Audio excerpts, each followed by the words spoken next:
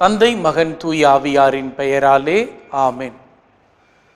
Lourdes தொலைக்காட்சி நேயர்களை மகிழ்ச்சி நிறைந்த உள்ளத்தோடு தவக்கால தவ செயல் சிந்தனைகளுக்கு அன்போடு உங்களை வரவேற்கிறேன்.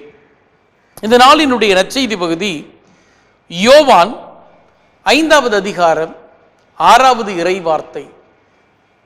சிறப்பாக நாம் சிந்திக்க, ஜெபிக்க, வாழ்வாக்க அன்போடு அழைக்கிறேன். இதனுடைய பின்னணி பெத்சதா குளத்தில் 38 ஆண்டுகளாய் ஒரு மனிதன் உடல் நலமில்லாமல் கிடந்ததையும் அங்கு அவனுக்கு நிகழ்ந்த ஒரு அற்புதத்தையும் நாம் இன்றைக்கு சிந்திக்க அழைக்கப்படுகிறோம். பெத்சதா குளம் ஒரு அற்புதங்கள் நிகழக்கூடிய குளம். அதை சுற்றி எப்போதுமே உடல்நலமற்றவர்கள், பலகீனர்கள் காத்து கிடப்பார்கள். தண்ணி எப்போ கலங்கினாலும் வானதூதர் இறங்கினதா ஒரு ஐதீகம். அதில் உடனே இறங்குறவங்க குணமாவாங்க அப்படின்னு ஒரு நம்பிக்கை.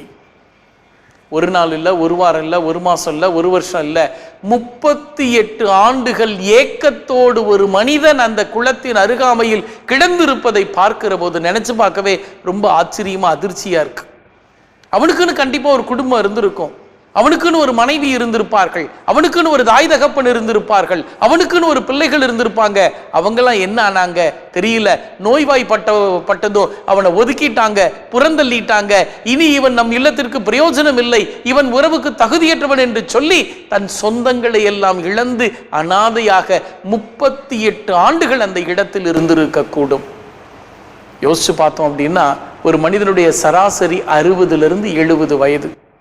60லிருந்து 70 வயதுங்கிறப்ப 38 ஆண்டுகள் அந்த இடத்துல அனாதையா இருந்திருக்கிறானா, அவன் எவ்வளவு வேதனைக்குள்ளானவனாக, எவ்வளவு வருத்தத்திற்குள்ளாகனவனாக இருந்திருப்பான்.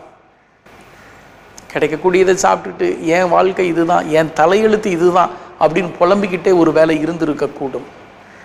இங்க பாருங்க, ஆண்டவர் இயேசு அற்புதங்களை செய்தார். பல அற்புதங்கள் அவரை தேடி வந்து பெற்றுக்கொண்டார்கள்.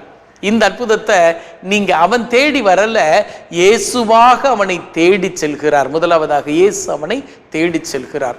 திருப்பாடல் 10-14 ரொம்ப அழகா இந்த புதுமைக்கு பொருந்துதுங்க.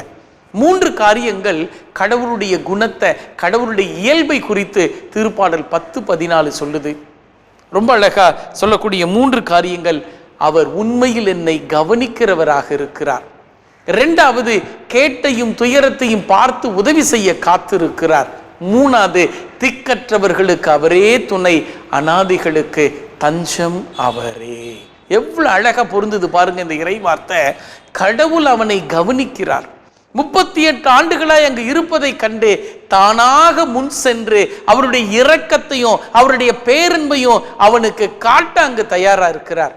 அவன் போய் கேட்கல, எனக்கு இதை செய்யுங்க, உங்களால முடிஞ்சா எனக்கு இதை கொடுங்க, உங்களால முடிஞ்சா எனக்கு இதை செய்யுங்க அப்படின்னு. அவன் பிச்சை எடுக்கிறவனா தான் கண்டிப்பா அந்த இடத்துல இருந்திருக்க கூடும். பல சமயங்கள்ல காசை கேட்டிருப்பான், உணவை கேட்டிருப்பான், தண்ணியை கேட்டிருப்பான். ஆனா இந்த இயேசுனிடத்துல முட்டாள்தனம் அதை எதுவும் கேட்டு சாதாரணத்தை பெற்றுவிடக் கூடாது என்பதற்காக இயேசு கவனித்து அவனிடத்தில் போய், நீ நலம் பெற விரும்புகிறாயா? அப்பவும் பாருங்க, அவனுக்கு தெரியல, குளம் கலங்குறப்பெல்லாம் யாராவது இறங்கிடுறாங்க, நான் எங்க போறது, என்னை தூக்கி இறக்கி விடுறதுக்கு யாருமே இல்லையே. அவனுக்கு தெரியல, கேட்டையும் துயரத்தையும் பார்த்து உதவி செய்கிற கடவுள் என் கடவுள் அப்படின்னு அவனுக்கு நம்பிக்கை இல்லை. அவர் இந்த குளத்துல இறக்கி குணப்படுத்தல, அந்த குளத்தினுடைய ஆற்றலால சக்தியால குணப்படுத்தல, தன்னுடைய வல்லமையால வலிமையால அவனுக்கு ஒரு அற்புத சுகத்தை கொடுத்து, உன் படுக்கையை எடுத்துக்கொண்டு நட அப்படின்னு சொல்றார். பாருங்க, இந்த 3 காரியங்கள். கேட்டையும் துயரத்தையும் பார்த்து உதவி செய்கிறார், கவனிக்கிறவராக இருக்கிறார், அனாதைகளுக்கு திக்கற்றவர்களுக்கு அவரே துணை. இவன் ஒரு குணம் கிடைச்சிருச்சு, தூக்கிட்டு போறான். இப்ப ஓய்வு நாள் பிரச்சனைய பரிசேயர்கள் சதுசேயர்கள் கொண்டு வர்றாங்க. இது ஓய்வு நாள்ல செய்யக்கூடாதே, இது விசித்திரமாய் இருக்கிறதே. ஏன் ஓய்வு நாள்ல இவ்வளவுதான் நடக்கணும், ஓய்வு நாளில் குணமாக்குறது சட்டப்படி குற்றம் அப்படிங்கிறது, குற்றத்தை எதில் பார்க்கலான்னு காத்துட்டு இருக்கிறாங்க. ஆண்டவர் கவனிச்சு கேட்டையும் துயரத்தையும் துரத்தடித்து அவனுக்கு துணையாக நான் இருக்கிறேன்னு சொல்லி அனுப்புகிறார். இன்னைக்கு என்னோட மனநிலை என்ன?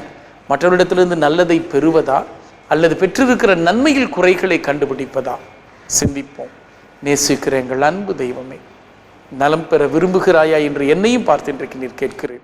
என்னை கவனிக்கிற தெய்வமாக, என் கேட்டையும் துயரத்தையும் பார்த்து உதவி செய்ய காத்திருக்கிற தெய்வமாக, திக்கற்றவர்களுக்கு அனாதைகளுக்கு தஞ்சம் நீர் என்று உணர்ந்து உன் பாதம் வந்திருக்கிறேன். என்னை ஏற்று வல்லமையாய் நடத்தி ஆசீர்வதியும். செபம் கேட்டு நடத்தும் ஜீவனுள்ள நல்ல பிதாவே, ஆமேன்.